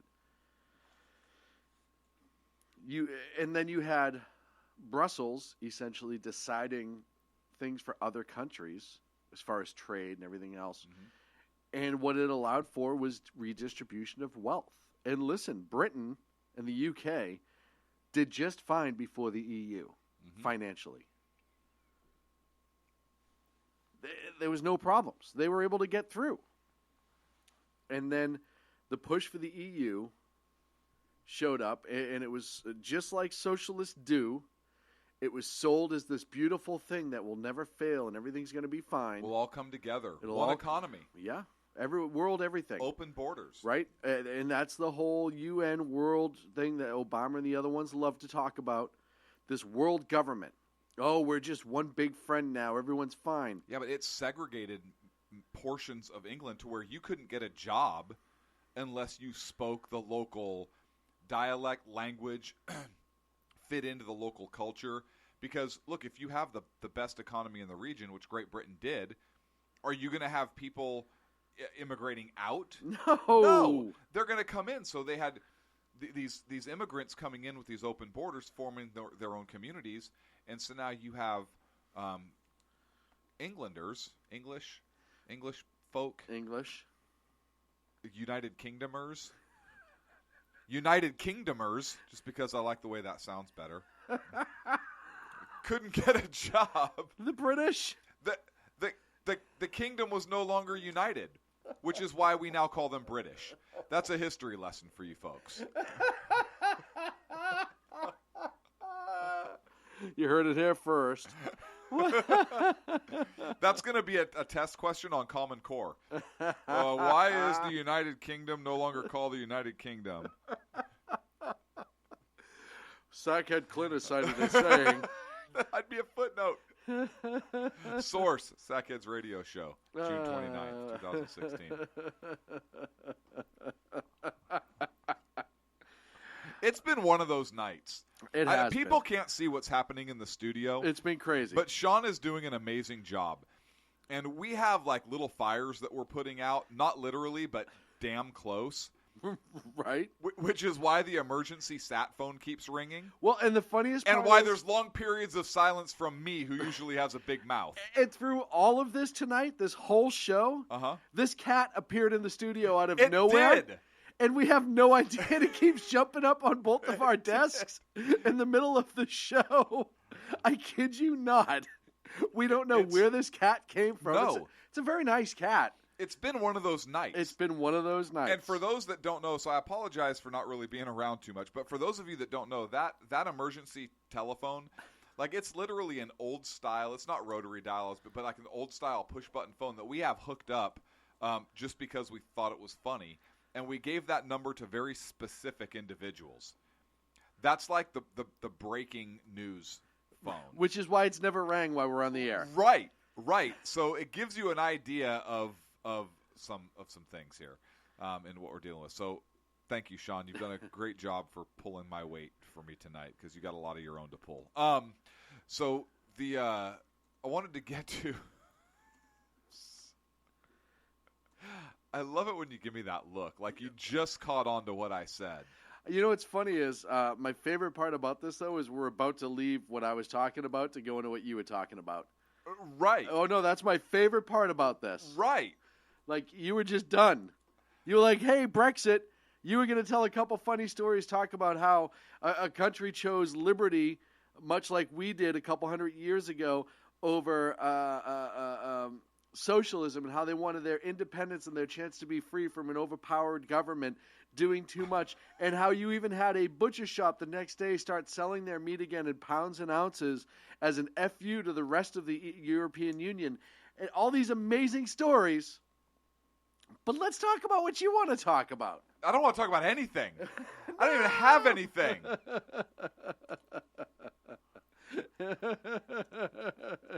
I don't even know where I am right now.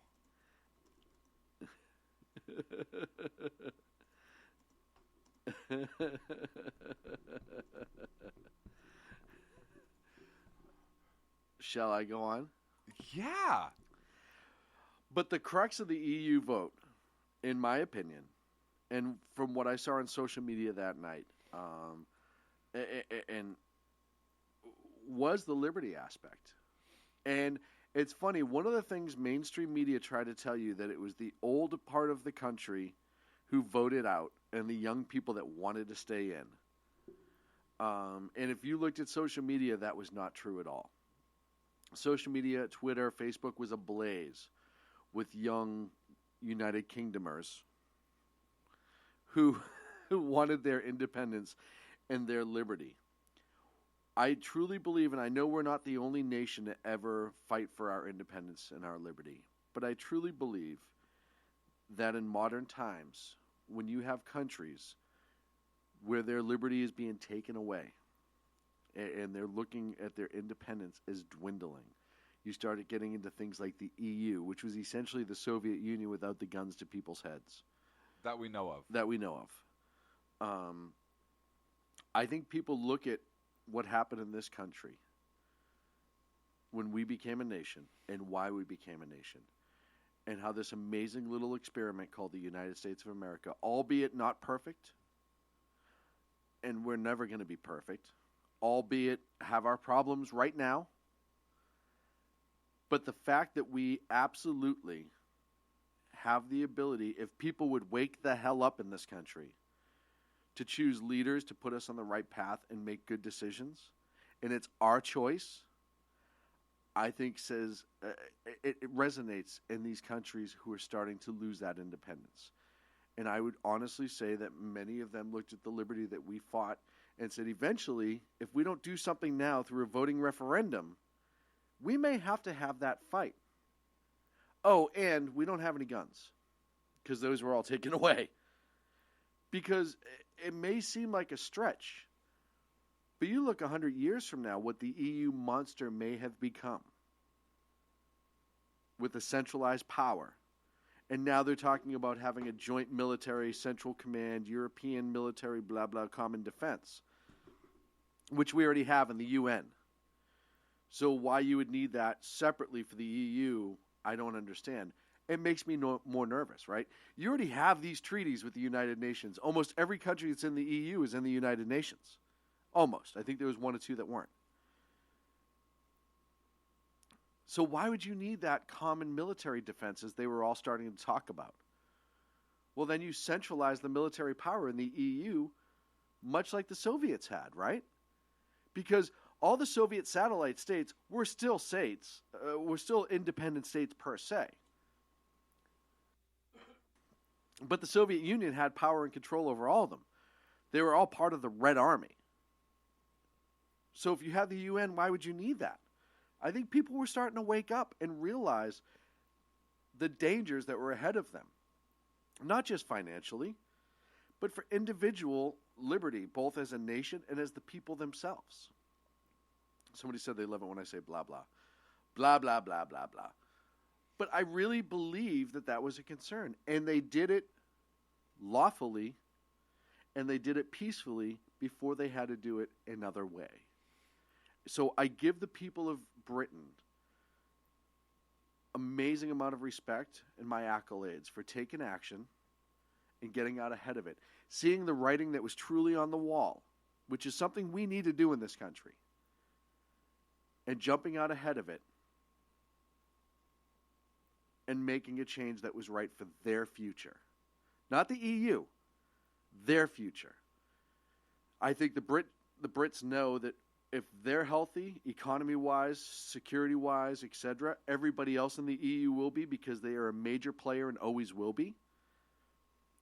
And they took the effort to do so now. I applaud all of them. I truly do. And so much so that David Cameron's resigning. That was such a referendum that the Prime Minister said, I'm getting the hell out. Because he knows that the next set of elections, the votes are not going to be part of his coalition government. It's going to be the right that's going to be ruling. And like I said, you have other states who are now in Europe who are now talking about getting out of the EU. I've heard Germany. I've heard the Danes want out. I've heard Italians, French. They're all starting to drop like flies because they know the dangers of the EU. And I really think a lot of those countries were waiting for somebody to say, hey, we got to go, before they were like, oh, yeah, we want to go now too. They'll put it on the fact that without Britain, the EU is hurting financially and they want to be able to set themselves up a little bit better. But I think the reality is everyone knew the EU is a bad idea. And yeah, Agador, I agree. Now, if we could just get rid of the UN, that would be outstanding. So hats off to our good friends over in Britain. We joke about you guys all the time on our show. Remember Yorktown? But we know that you guys are truly related to us. And Saratoga. And I don't know, the 13 colonies. And our whole history. And the War of 1812. Right. But yeah, well, whatever. I mean, hey. Bygones. Bygones, right? baby. Bygones. Bygones. Yeah. John Paul Jones. But we know our history will always be intertwined, and we know that you guys are like our funny talking cousins. Lexington and Concord. And we know that we have that brethren there, and we're glad that you are once again free to make your own choices and continue the fight over there, and we absolutely support you folks over here. And now it's time to defend yourself. And that was the other reason I think that Brexit was huge. This Islamic threat that is just all over the place right now. They knew that was coming. With these open borders, you can't stop it. Whereas now, you can. You can have more control. You can actually find somebody who is a potential terrorist, get them out, and then control when they come back, if they can come back. You have a better chance for your own security as well. So all of these different things that come now with this Brexit vote, I think not only stabilizes the UK more, but I think it stabilizes the world more too. And I truly believe that. Oh, and of course, yeah, George Soros saying that the Brexit needs to change and go back the other way. It needs to be undone. So if George Soros is against it, I am naturally for it. And that's my word on Brexit. That's a lot of words on Brexit. That's not one word on Brexit. I don't think the British were that I don't know. I think that there was certainly a component, a financial component, absolutely. I think that they were tired of a centralized government kind of dictating what they had to do, and I think economic was a big push for it. Don't get me wrong, I'm glad they did it. But I don't know that liberty, I don't know how much liberty really played into it. And the thing that's scary over there is Parliament is supreme. So the power of Parliament could vote and overturn this because they are the power rests with Parliament, not the people. Whereas here in the United States, obviously, power rests with the people. And hey, we won. You guys should have taken it from us, but you didn't. And now you don't have guns. But that's a side note. By the way, thanks for slavery. That was a sarcastic thanks for slavery. I want to remind people in America where that came from, just so they quit being pissed off at us. Like was- the Black Lives Matter group, go protest in England. Right. Right? Because that's what brought it here, if you guys Well, recall. and Africa and the Middle East, because they had slaves too. Right. Yeah. Right. So- But start in Great Britain. Right. Look, they're not part of the EU now, so you're not going to have the whole weight of the European Union thrown behind the rest. It's just going to be Great Britain now, so they're an easier target. The whole way. Yeah, all 3.2 ounces of them. They were a cute little group, weren't they? Weren't they like a boy band? The EU. European Union?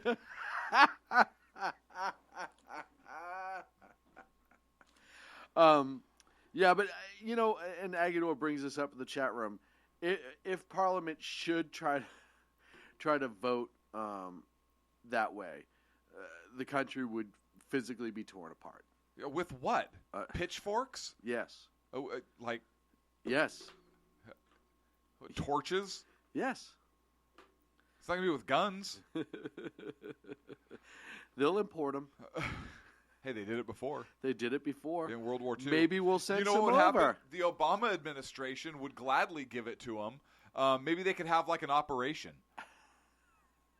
where guns leave this country and go into another country.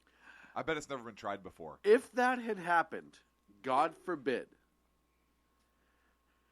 do you think an organization or a group in this country would step up and start trying to individually, like we did in World War II, help Britain protect its own sovereignty? I think yes, but I don't think as many as in World War II, and I could be wrong on this, but here's why. After World War II, when England said they'd never disarm again, blah, blah, blah, and then they disarmed again. Right. Instead of returning the weapons to the Americans that donated to them and helped them in their cause in case they were invaded, they destroyed them. Right. Which was a huge FU to us. So guess how many guns I'd send over to those limey bastards? 0. Ken says you always have to worry about the assault pitchfork, which is an automatic pitchfork with handle, action grip, and scope. That is an absolutely dangerous implement of farming. No, it is. And the difference is, most people don't know this. The difference between a regular pitchfork and an assault pitchfork is an assault pitchfork has an extra prong. So I think an assault pitchfork an extra prong. Right. I think an assault It pitchfork has a bayonet lug. I think an assault pitchfork is 4-pronged, and a standard pitchfork is 3-pronged. Because you need to limit the number of prongs. Yeah. Military-style cricket bats. Right. Assault cricketers. Assault Send in the golf club platoon. No, 5 irons, damn it. This isn't any time to be putting. We have to flunk flank. You flunked flank? How'd you flunk flank? Get the flunk out of here. Great movie. What's a great Mel movie? Brooks. Oh, man. So the one story I actually have that I wanted to get to since extra prong. Since I literally was torn away most of the show, ridiculous, is the Federal Election Commission, and we touched on it earlier on in the show. But the Federal Election Commission, there was a split vote, 3-3, and the Federal Election Commission, there's 3 Democrats, 3 Republicans on the FEC. And there was a vote last month. It's going to be made public tomorrow, but those on the inside kind of confirmed some information that they wanted to punish the Fox News channel over the criteria for changing their first Republican presidential primary debate. Like, not just like punish them, have sanctions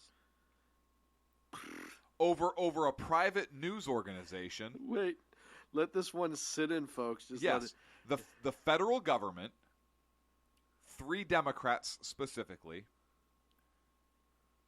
voted to punish Fox News. 2 of them voted for like sanctions or fines or more additional penalties because a private news organization changed their debate criteria. and expanded the debate for the Republican primary presidential debate. So let this sink in. Like, the federal government wants to punish media exercising their First Amendment right to cover candidates in a political office or running for a political office during an election cycle. Well, Clint. What? Clint. The flank. You remember when this government wanted to put overseers into all the newsrooms to report directly to the FCC? Yes. Yes. So I ask you again, are you really freaking shocked by this? Well, hang on, and here's what I want to tie this to. Folks, when we talk about this election, whether you hate Donald Trump, like Donald Trump, think whatever you want of him, this is how important this election is. Yes.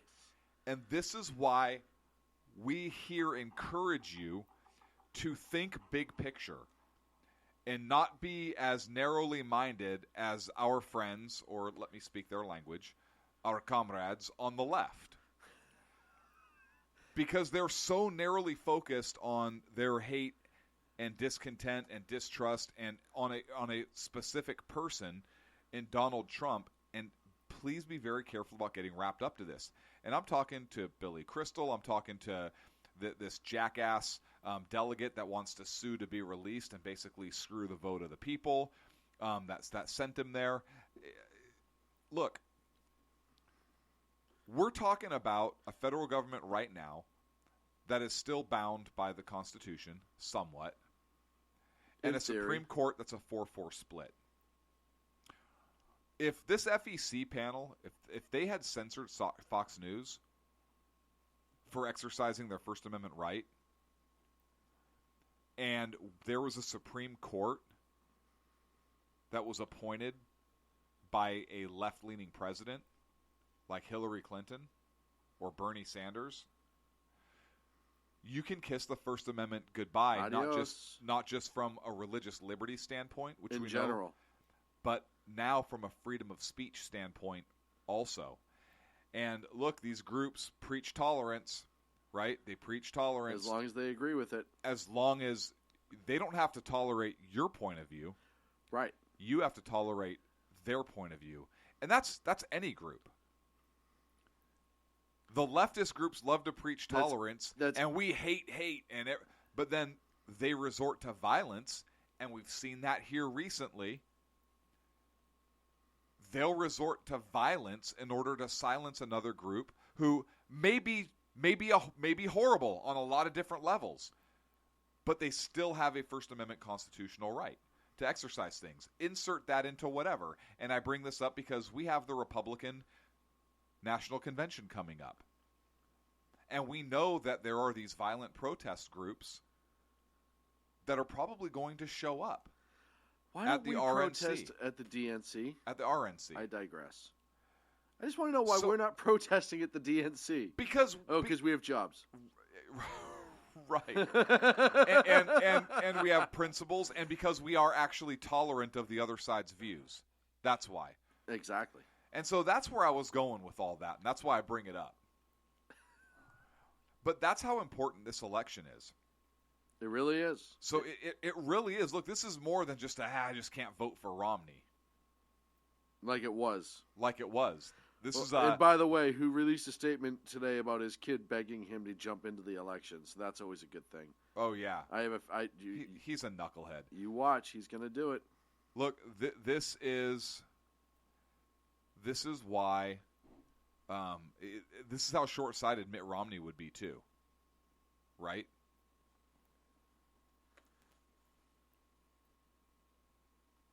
Billy Crystal, all these folks who were talking about splitting the ticket.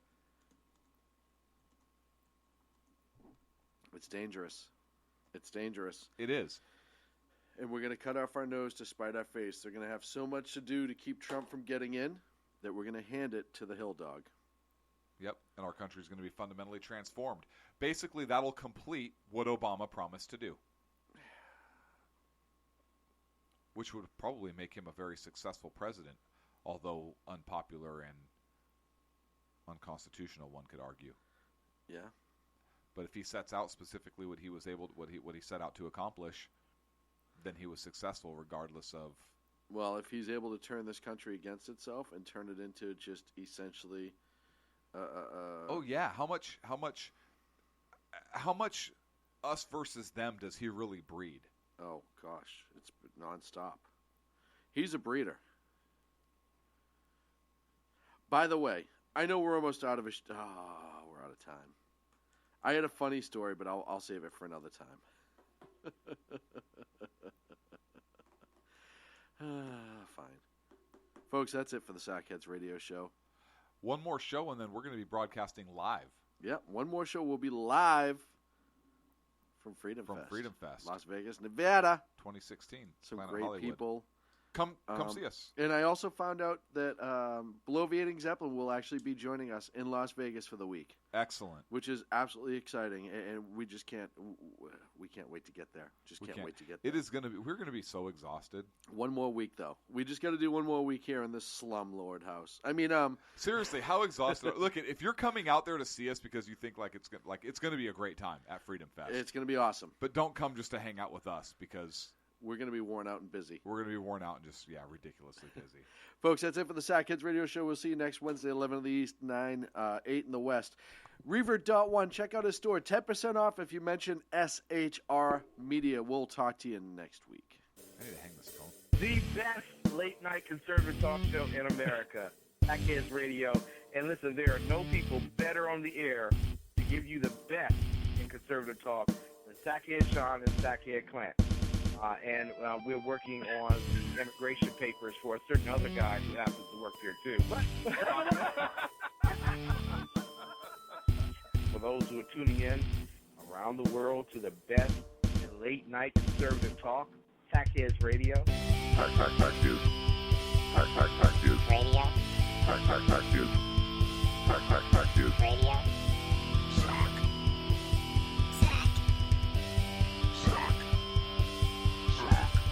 The best late-night conservative talk show in America. In America.